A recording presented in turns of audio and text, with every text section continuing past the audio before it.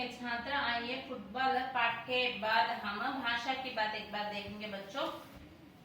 Football पाठ के बाद हम भाषा की बात यानी पृष्ठ संख्या 25 यानी पृष्ठ संख्या 25 भाषा की बात। वाक्य पढ़िए और अर्थ के आधार पर वाक्य के भेद समझिए।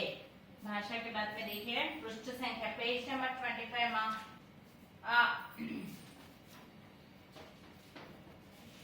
वाक्य पढ़िए।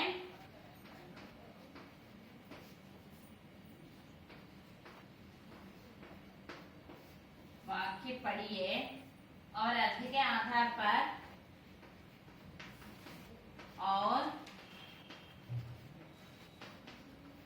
अर्थ के आधार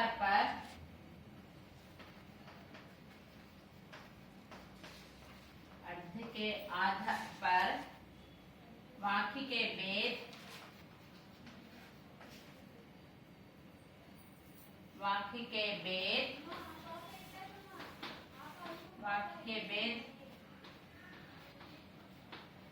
समझिए। फर्स्ट वन, लड़का मैदान में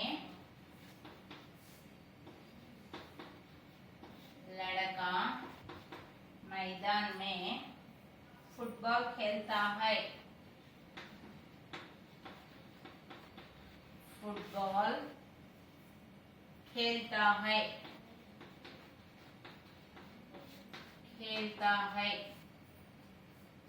विधानार्थक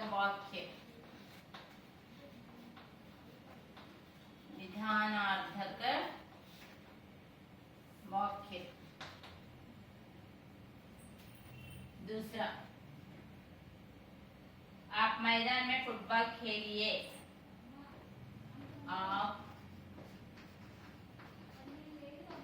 मैदान में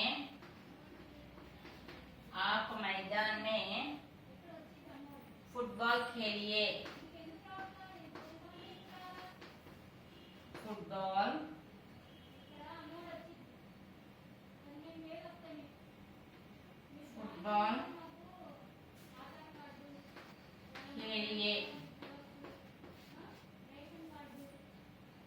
आज्ञार्थक वाक्य।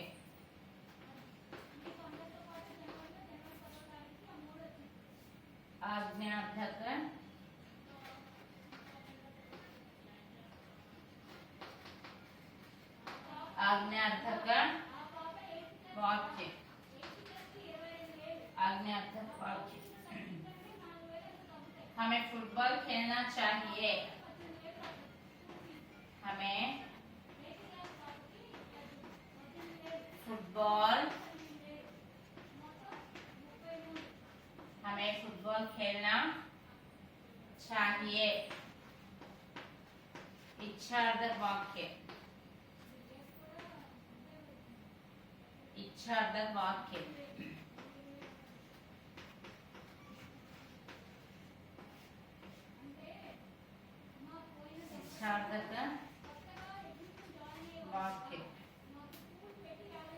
आप क्या खेलते हैं?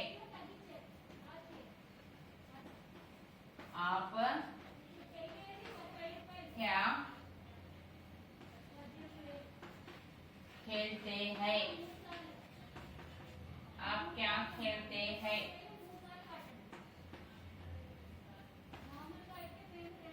प्रश्नार्थक वाक्य।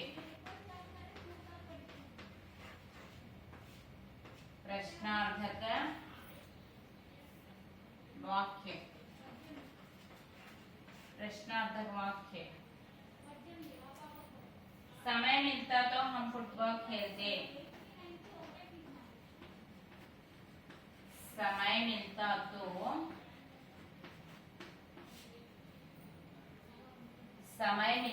तो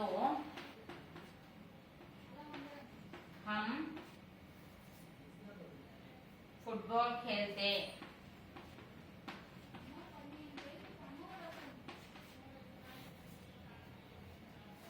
फुटबॉल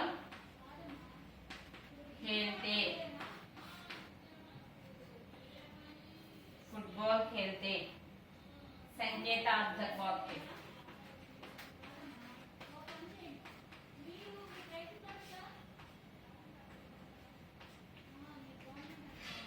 संकेतार्थक वाक्य।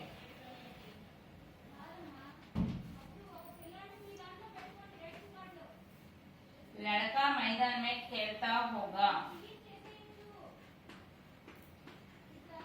लड़का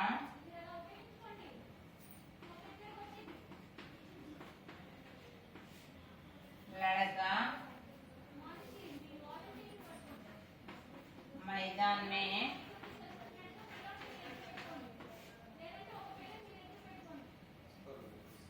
लड़का मैदान में खेलता होगा।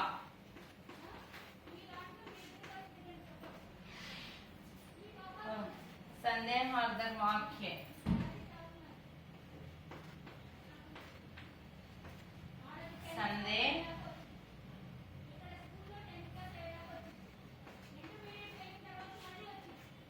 संदेहार्थक वाक्य। 7th one, वह फुटबॉल अच्छा खेल है। वाओ।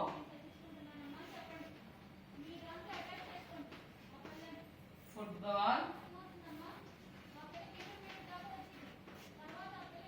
फुटबॉल अच्छा खेल है। अच्छा खेल है। फुटबॉल अच्छा खेल है। विस्मयार्थक वाक्य। विस्मयार्थक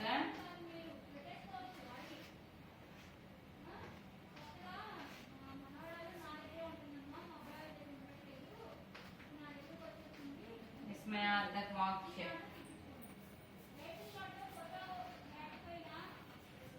8th one, सड़क पर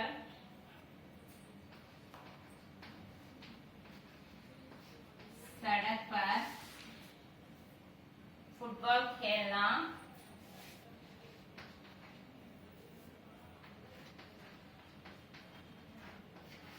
सड़क पर फुटबॉल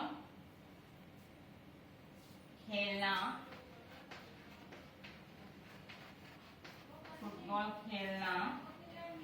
मना है।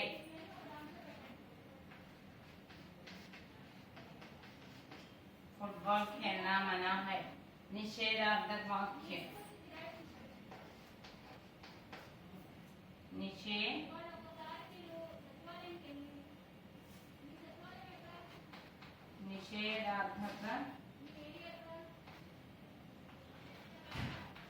నిషేధార్థక వాక్య। చూడండి ఒకసారి పిల్లలు ఇక్కడ చూడండి। వాక్య पढ़िए और अर्थ के आधार पर वाक्य के वे समझिए। మనము మీనింగ్ ని బట్టి వాక్యాన్ని ఏ విధంగా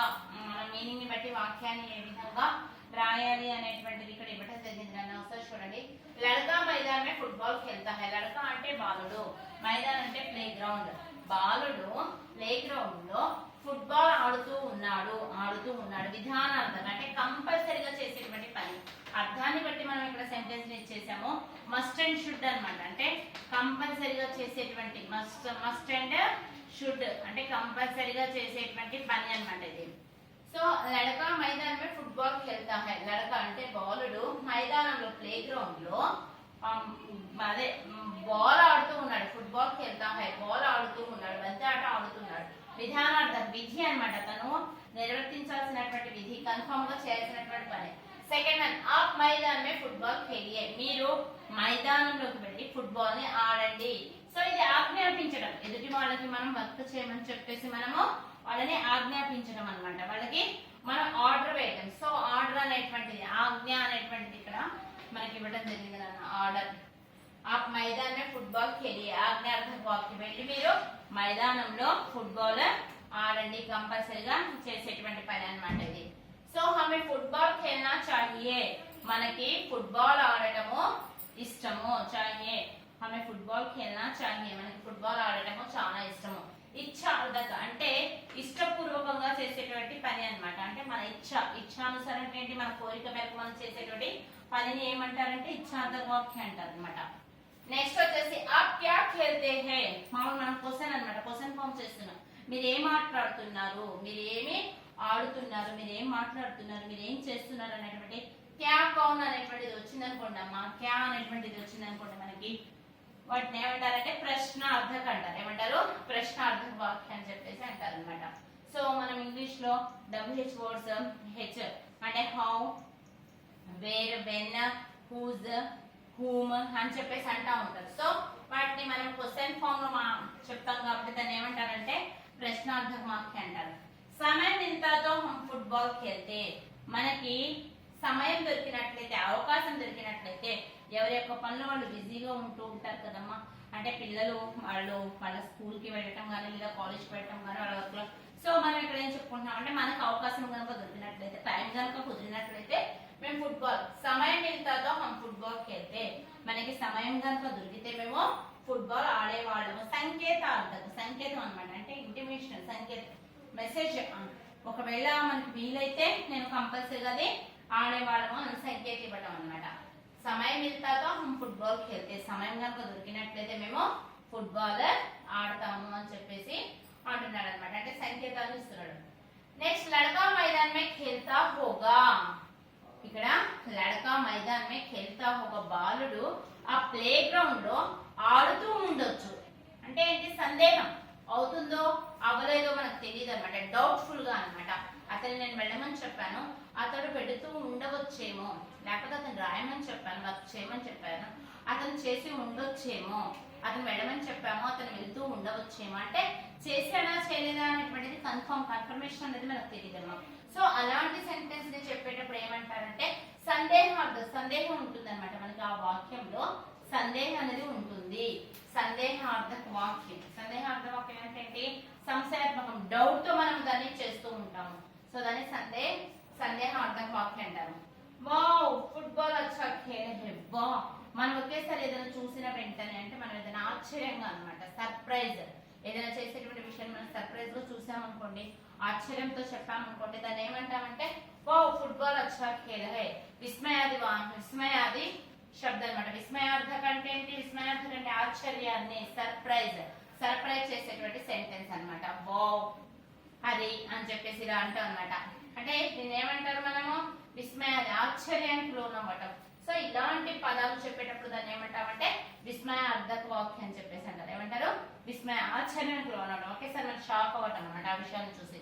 నెక్స్ట్ సడక్ పర్ ఫుట్బాల్ ఖేల్నా మనా హై, రోడ్డు మీద ఫుట్బాల్ ఆడటం నిషేధము. మనకి ఇక్కడ వెళ్ళేటప్పుడు బై వాక్ కానీ వెహికల్స్ పైన వెళ్ళేటప్పుడు మనకి కొన్ని ఉంటాయి అనమాట. అంటే ఇక్కడ వాహనాలని నిలపరాదు అని చెప్పేసి సంథింగ్ అలా కొన్ని ఏవో ఒక విషయాలు రాసి ఉంటాయి అనమాట. అంటే గవర్నమెంట్ తరఫు నుంచి ఇక్కడ కనుక నో ఎంట్రీ బోర్డు అని చెప్పేసి, సో అలా అవన్నీ ఉంటాయి. అలాంటి సెంటెన్స్ ని ఏమంటారంటే నిషేధార్థక, చెయ్యొద్దు, వద్దు అనేటువంటి, నిషేధించడం. ఏంటి? నిషేధించడం, వద్దు అని చెప్పడం అన్నమాట, నిషేధం. సో మనము మీనింగ్స్ ని బట్టి వాక్య రచన ఎన్ని టైప్స్ గా విభజించుకున్నాం? 8 టైప్స్ గా విభజించుకున్నాం. వాక్యాన్ని బట్టి మనము అర్థాన్ని బట్టి 8 టైప్స్ గా విభజించుకున్నాం. అవి ఏంటమ్మా? విధానార్థక వాక్యం, ఫస్ట్ వన్ విధానార్థక వాక్యం, అంటే కంపల్సరీ మస్ట్ అండ్ షుడ్ చేసేటువంటి పని. సెకండ్ వన్ ఆజ్ఞార్థక వాక్యం, అంటే మనం ఆర్డర్ ఇవ్వటం అనమాట, ఎదుటి వాళ్ళకి చేయి, మస్ట్ అండ్ షుడ్ కంపల్సరీగా అని చెప్పడం. థర్డ్ వన్ ఇచ్చార్థక వాక్యం, అంటే మన ఇష్టమైతే చేయొచ్చు, కష్టమైతే మనం మానవచ్చు. థర్డ్ వన్ క్వశ్చన్ చేయడం, ఎదుటి వాళ్ళని క్వశ్చన్ చేయడం, ప్రశ్నార్థక వాక్యం, నువ్వు చేస్తున్నావా, చేసావా, నువ్వు ఆడావా, తిన్నావా అని చెప్పేది. సంకేతార్థక వాక్యం, నా దగ్గర కనుక సమయం ఉన్నట్లయితే నేను చేసేవాడిని, నేను చేసేదాన్ని అని చెప్పేసి ఇంటిమేషన్ ఇవ్వడం. సందేహార్థక వాక్యం, నేను చేయమని చెప్పాను, చేశారో లేదో అని చెప్పడానికి సందేహం అనమాట, అంటే డౌట్ఫుల్ అనమాట. డౌట్ వ్యక్తం చేసేటువంటి దాన్ని ఏమంటారంటే సందేహమార్థక అంటారు. సంకేతార్థక సంకేతార్థక అంటే ఇంటిమేషన్ ఇవ్వడం, జస్ట్ మెసేజ్ ఇవ్వడం, వాళ్ళకి ఫస్ట్ చెప్పడం అనమాట. సందేహాలు అంటే సందేహార్థక వాక్యం అంటే వాడు చేశాడో లేదో మనకు తెలియదు, డౌట్ అనమాట, డౌట్ అడుగుతున్నాం. నెక్స్ట్ విస్మయార్థకాలు, మనం ఆశ్చర్యాన్ని గురయ్యామనుకోండి, ఆశ్చర్యపోతూ ఉన్నాం అనుకోండి, సో వాటిని ఏమంటామంటే విస్మయార్థక వాక్యం అంటారు. ఏమంటారు? విస్మయార్థక వాక్యం అంటారు. తర్వాత చెయ్యొద్దు, వెళ్ళొద్దు, తినొద్దు, అక్కడ ఆపొద్దు అని చెప్పేసి వద్దు అనేటువంటిది వచ్చిందనుకోండి మనకి, దాన్ని ఏమంటారంటే నిషేధార్థక వాక్యం అని చెప్పేసి అంటారు. చూడండి, पृष्ठ संख्या आप 9वीं कक्षा के पृष्ठ संख्या 9वीं कक्षा के हिंदी पाठ्य पुस्तक पृष्ठ संख्या 25 देखिए और इसके बारे में आपको जान लेने पर आपको अर्थ के आधार पर वाक्य रचना किस तरह है और भाषा की बात में बता चुका है। तो तो आप भी अपने हिंदी पाठ्य पुस्तक निकालिए, 1 और 2 बार पढ़ने से आपको ये सब वाक्य आपको समझ में आएंगे। अगला पाठ अगली कक्षा में बताएंगे। तो बच्चों